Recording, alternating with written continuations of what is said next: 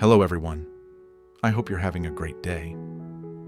Today we're back at the clinic, where Alex is getting clearer after the motorbike accident. But while he's trying to recover, he starts noticing something else. Lon and his mother are hiding how exhausted they really are. If you enjoy emotional, realistic stories like this, don't forget to subscribe so you won't miss the next video. All right, let's begin. Morning at the clinic felt calmer than the days before. Not because everything was suddenly okay, just because the room had finally stopped holding its breath. Tu Na sat close to the bed with Henry against her chest. Henry was awake and restless, turning his head toward every sound like he wanted to understand what was happening too. Tu Na kept one hand supporting his back, the other gently rubbing his shoulder whenever he fussed. Alex was awake, not the half-awake drifting from earlier. This time, his eyes stayed on people. When the nurse spoke, he listened. When his mother moved the water cup, he followed the movement. And when Tu Na shifted Henry higher on her shoulder, Alex's gaze went straight to her and didn't slide away. He still didn't look like a man with his memory back. What? But there was a quiet steadiness in him now, like he trusted her being there, even if his mind couldn't explain why. "How do you feel right now?" the nurse asked. Alex swallowed. "Better," he said, voice rough but clear. Then, after a beat, "Still weak."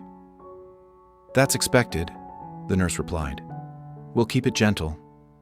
They started simple recovery work on the bed. Squeeze and release. A small lift of the forearm, a slow roll of the shoulder. Alex grimaced once, then steadied his breathing and kept going. You could tell he hated how heavy his body felt. But he didn't quit. Henry reached out, curious. Tu Na guided his tiny hand so it wouldn't surprise Alex. Henry's fingers brushed Alex's knuckles. Alex paused, not scared. More like something inside him recognized the touch before his thoughts caught up. His eyes stayed on Henry's hand, then lifted to Henry's face.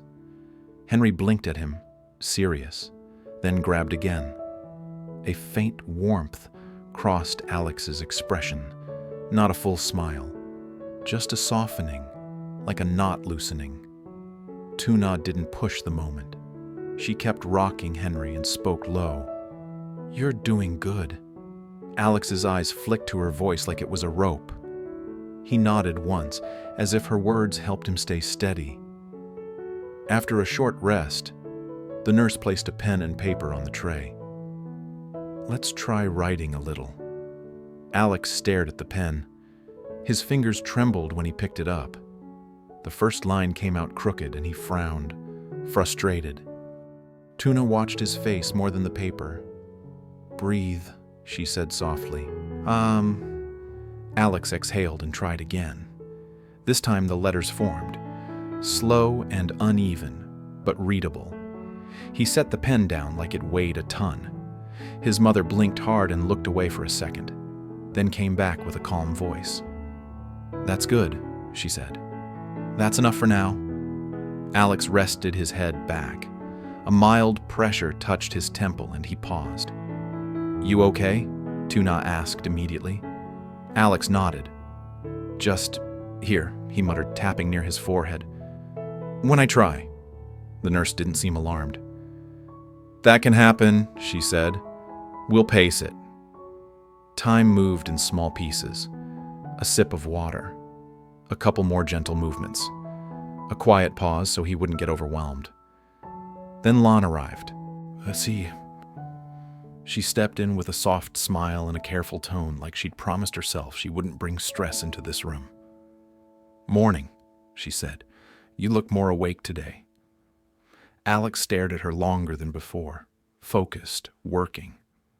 Then he said, slow but correct, "Lan." Lan's shoulders loosened like she'd been holding something in. "Yeah," she replied. "It's me." Her eyes flicked to Henry and softened. "And there's the little boss." Tu Na returned a small smile, but she noticed what Lan tried to hide. The tiredness behind her eyes, the way her shoulders sat just a little too tense. Lan kept the talk normal, how he slept, whether the pain was manageable, whether he'd eaten anything, nothing that would raise his heart rate. Alex answered in short phrases. He looked annoyed when words didn't come fast enough, but he kept trying. After a few minutes, Lan glanced toward the hallway. Alex's mother understood right away. "I'll walk you out for a second," she said lightly. Lan nodded. "Just a minute." They stepped outside. Tu Na stayed by the bed, bouncing Henry gently so he wouldn't cry. Alex watched the door after it closed. He didn't look confused. He looked aware. Tu Na offered him water again. He drank, then spoke quietly. Tired, he said. Tu Na paused. She chose her words carefully. "They're doing a lot," she admitted. Because it was true. Outside that room, Lan was carrying a huge workload alone. There were about 50 tons of tapioca starch that still needed to be delivered to Adam. Nasat. At first, the deadline was only 1 week. But after Adam heard about Alex's motorbike accident, he agreed to extend it. Even with more time, it was still a heavy pressure. Trucks, storage, paperwork, quality checks, and the risk of one mistake turning into a bigger loss. Lan was making the calls, and before any major decision, she was running it past Alex's mother. Both of them were exhausted, and both of them were trying hard not to let Alex see it. Lan and Alex's mother returned a few minutes later with calm faces again. Lan smiled lightly. "All good," she said, like the hallway conversation never happened. Alex looked at them closely. He caught the small things. Lan's tight shoulders, his mother's quick breath before she spoke, a tiredness they were trying to hide. Alex's face tightened. Not anger, guilt. "I can't help," he said quietly. His mother moved closer, smoothing the blanket like it gave her something to do. "Your job is to heal," she said. "That is helping." Alex didn't look convinced, but he didn't argue. His eyes shifted to Tu Na and Henry, and the tension in him eased a fraction. Tu Na leaned in, voice low, simple. "Let them hold it for now," she said. "You getting better is how you take it back." Alex stared at her. The fog was still there, but her words landed. He nodded once. Henry made a small sound and settled against Tu Na's shoulder. Tu Na kept rocking him, slow and steady. Alex watched the two of them like he was memorizing the feeling, still not remembering, but staying present. And as the room returned to its quiet rhythm, breathing, water, gentle movements, Alex kept noticing the same truth. Everyone was carrying something heavy for him. He couldn't fix it yet, but he was awake enough to feel it. "You're right. I repeated a hold Henry beat in this part too, which belongs to the next episode you outlined, the two-touch memory trigger." Lan came back later, but she didn't walk in like someone bringing news. She walked in like someone trying not to bring weight into the room. Her smile was light. Her voice was calm. She even glanced at Henry first, as if that would keep the mood normal. "Hey," Lan said softly. "How are you feeling now?" Alex looked at her for a long moment. He was more awake than before. Not strong, not fully clear, but awake enough to notice things people tried to hide. "Tired," he said. Then, after a pause, "You tired too?" Lan's smile didn't crack, but her eyes flickered. She tried to laugh it off. "I'm fine," she said. "Just busy." Alex's mother stepped in smoothly, like she wanted to close the topic before it opened. "Lan's handling some work matters," she said. "Or mosi. Nothing you need to worry about." Alex didn't argue right away. He just watched both of them. The way Lan's shoulders stayed slightly raised. like she hadn't relaxed in days. The way his mother held her cup too tightly for a second, then loosened her grip like she remembered to act normal. Alex's gaze dropped, then lifted again. "Work," he said quietly. His mother gave him a gentle look. "Rest first." Alex swallowed, eyes steady. "I can... Listen," he said. "Small. Not all." Lon glanced at Alex's mother. His mother hesitated, then nodded once. Permission, but with limits. Lon moved a step closer, keeping her voice low and careful, like she was speaking around an injury. "We still have a big order," she said. "Tapioca starch." Alex's brow tightened. "How much?" he asked. "About 50 tons, Lon replied. The number landed and stayed in the air. Alex's mother quickly added, "Adam knows you had a motorbike accident. He extended the timeline." Lon nodded. "Yeah, it used to be 1 week. Now it's longer." Alex exhaled, slow. "But it's still pressure?" Alex said, more statement than question. Lan's smile turned smaller, more honest. "It is," she admitted, "because it's not just one thing. It's trucks, storage, paperwork, quality checks, and every choice leads to another choice." Alex stared at the ceiling for a second, like he could see the whole chain of problems hanging there. Lan continued, "I'm handling most of it, but before I make any big call, I check with your mom." Alex's eyes moved to his mother. His mother kept her voice steady. We're just doing what we need to do." Alex went quiet, not blank quiet. The kind of quiet that means a person is trying to swallow something sharp. Tuna adjusted Henry on her shoulder. Henry made a small sound, then calmed again, his tiny hand clutching Tuna's shirt like it was home. Alex's gaze shifted to Tuna and Henry, then back to Lon, then back to his mother. It was like he was finally seeing the whole picture. He wasn't just recovering in a clinic bed. Everyone else was carrying the life he used to hold. Alex's throat moved as he swallowed. "I'm sorry," he said.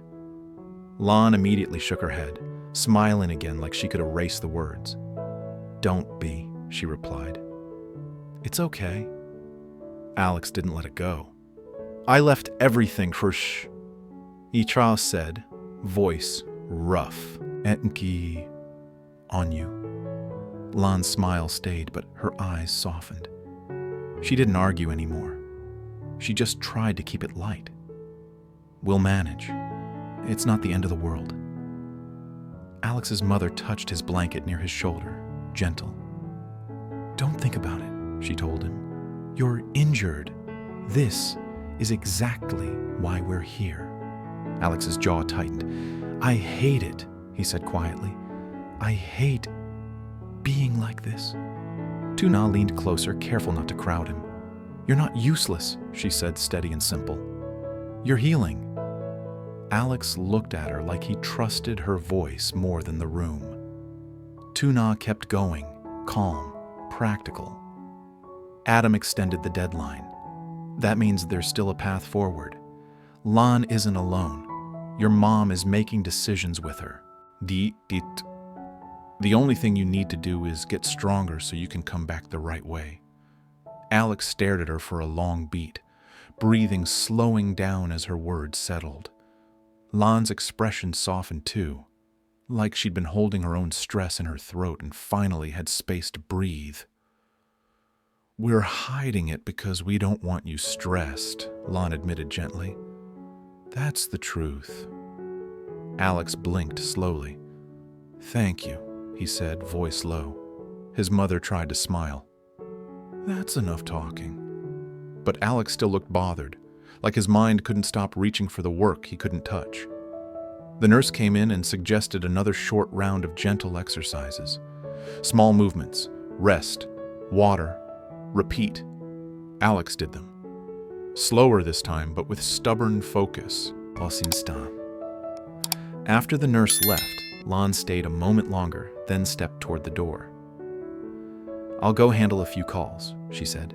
Just rest. Alex watched her, and you could see the guilt rise again, because he wanted to stand up and take the load back. He couldn't. So he did the only thing he could do. He asked for the pen. Tuna reached for it first and placed it in his hand carefully so he wouldn't strain his fingers. Alex stared at the paper. His hand shook. His mother leaned in. "You don't have to do this." "I want," Alex said, forcing the words out. He wrote slowly, one letter at a time, crooked, uneven, but readable. First, to Lon, "Thank you." Then, after a long pause, he added a second line, short and simple, like a promise he could actually keep. "I'll be back soon." Lon stood there looking at the paper, and for the first time, her smile didn't feel like a mask. She nodded once. "Okay," she whispered. "That's enough." Alex leaned back, exhausted by the effort, but calmer than before. Because he couldn't carry 50 tons today. He couldn't manage trucks or paperwork or Adam's timeline, but he could show them he still cared. He could show them he was still here. And with Henry warm and steady in Tuna's arms, and Tuna's voice keeping the room grounded, Alex finally let his eyes close for a short rest, holding on to the one thing that mattered most right now. Not control, recovery. Tại phòng khám, Alex tỉnh táo hơn và bắt đầu các bài tập phục hồi nhẹ nhàng và viết lại những điều đơn giản. Henry ở gần từ Na giúp căn phòng trở nên bình tĩnh và ấm cúng hơn. Lan đến thăm và cố gắng giữ tinh thần vui vẻ, nhưng Alex nhận thấy cô ấy rất mệt mỏi. Sự thật được nói ra một cách cẩn thận, vẫn còn đơn hàng 50 tấn tinh bột sắn cho Adam. Thời hạn đã được gia hạn sau tai nạn, nhưng áp lực vẫn rất lớn. Lan đang gánh vác phần lớn công việc và mẹ của Alex đang phê duyệt các quyết định quan trọng. Cả hai đều cố gắng che giấu sự mệt mỏi để Alex có thể hồi phục trong yên bình. Alex cảm thấy tội lỗi vì đã để mọi việc lại cho họ và vật lộn với cảm giác vô dụng. Từ Na trấn an anh bằng những lời động viên đơn giản, thực tế, nhắc nhở anh rằng việc hồi phục chính là cách anh sẽ lấy lại mọi thứ. Cuối cùng, Alex xin một cây bút và viết một mẩu giấy ngắn, nhỏ, run rẩy nhưng chân thành để cho thấy anh vẫn còn ở đây và anh sẽ trở lại.